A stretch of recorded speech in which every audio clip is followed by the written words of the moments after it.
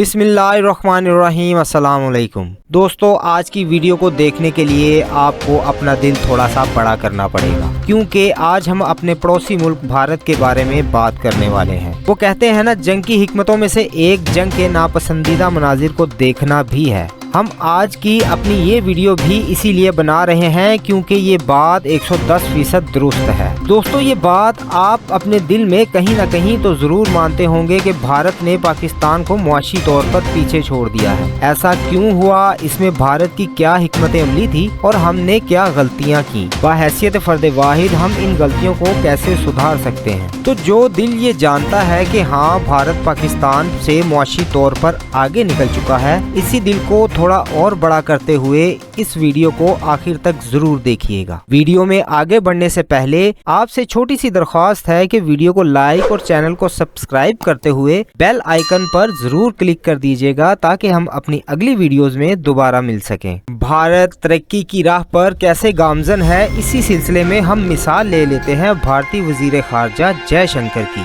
जिन्होंने हाल ही में यूके का दौरा किया, जहां ये यूके के प्राइम मिनिस्टर ऋषि सुनक से मिले। यहाँ आपको ये बताता चलूं, शायद आपको ना पता हो, ऋषि सुनक एक बाअमल हिंदू हैं। इन्होंने जयशंकर का शानदार इस्तकबाल किया, जिसके बाद भारतीय वजीर खारजा ने लंदन के एक बहुत बड़े मंदिर स्वामी नारायण का दौरा करते हुए वहाँ पर दिवाली भी मनाई। फिर इन्होंने वहाँ पर बसने वाले भारतीयों से मुलाकात की। इसके अलावा वहाँ की इस्टेब्लिशमेंट से भी मिले। इसके अलावा यूके के साबिक प्राइम मिनिस्टर टोनी ब्लेयर और साबिक prime minister David Cameron, UK के डिफेंस सेक्रेटरी, यूके के फॉरेन सेक्रेटरी से भी इनकी मुलाकात हुई। दोस्तों, किसी भी मुल्क का फॉरेन सेक्रेटरी वो शख्स होता है जो मुल्क की दाखिला पॉलिसी को मैनेज करता है, या सीधे अल्फाज में आप ये जान ले कि ये वही शख्स होता है जो डिसाइड करता है कि किन लोगों को कितने वीजे देने हैं या किन कारोबारी शख्सियात को कितनी सहूलियात अपने मुल्क में देनी है।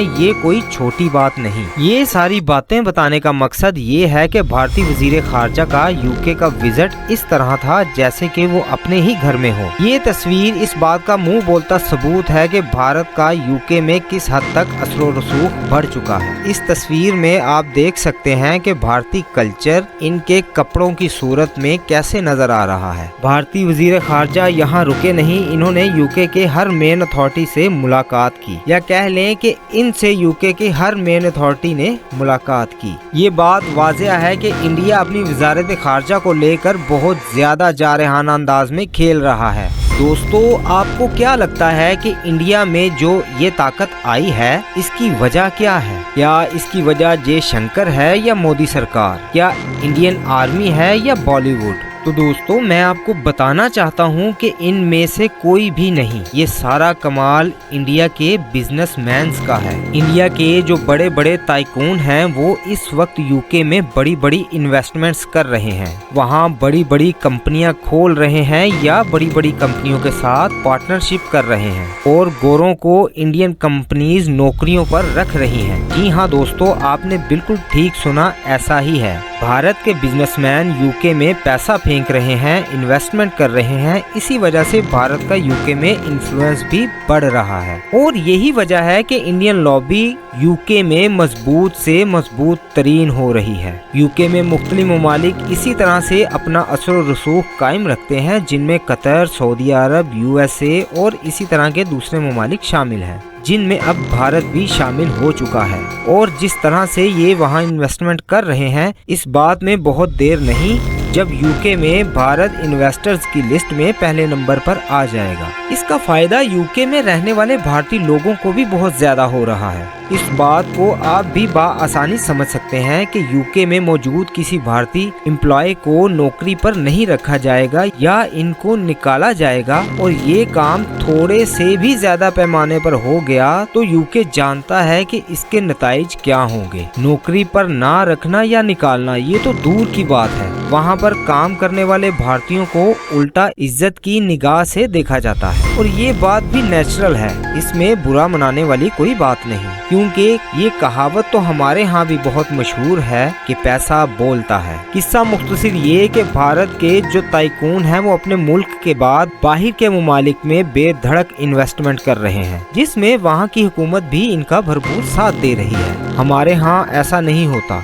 बल्कि कह लें कि इसका उलट होता है। अगर आप ये कहें, जो कि पाकिस्तान में अक्सर कहा जाता है कि जी इंडिया जो है ना वो बहुत बड़ी मार्केट है, इसीलिए आगे निकल रहा है। तो दोस्तों, दुनिया में ऐसे और बहुत से ममालिक हैं जो पाकिस्तान से कई गुना ज्यादा छोटे हैं, मगर तरक्की में पाकिस्तान से कई गुना ज्यादा आगे हैं। आप मिसाल के तौर पर बांग्लादेश को ही ले लें, और अगर बुरा ना मनाएं तो मैं यहाँ इसराइल की मिसाल देना चाहूँगा, जो पाकिस्तान से कई गुना ज्यादा छोटा मुल्क है, मगर इसराइल को टेक्नोलॉजी का बादशाह भी कहा जाता है। पाकिस्तान की पॉलिसीज ही कुछ इस तरह की हैं, या अगर हैं तो इन पर अमल नहीं होता, जिसकी वजह से पाकिस्तान में टैलेंट होने के बावजूद इस टैलेंट का इस्तेमाल ठीक से नहीं हो पाता। मिसाल के तौर पर हमारे यहाँ जो डॉक्टर्स, इंजीनियर्स बनते हैं, ये सब बनने के बाद इनको बाहर क्यों भागना पड़ता है? हमारे बिजनेसमैन अपना पैसा लेकर बाहर क्यों भाग जाते हैं? इनका पैसा बाहर के बैंकों में ही क्यों पड़ा रहता है? अगर इंडिया 1.5 अरब लोगों में से लाखों लोगों को बिजनेसमैन बना सकता है, तो पाकिस्तान करोड़ों में से हजारों लोगों को भी बिजनेसमैन बना सकता है। ये वो लोग होते हैं जो किसी भी मुल्क की इकोनॉमी के लिए किसी भी सरकारी वजीर या यहाँ तक के वजीर आजम से भी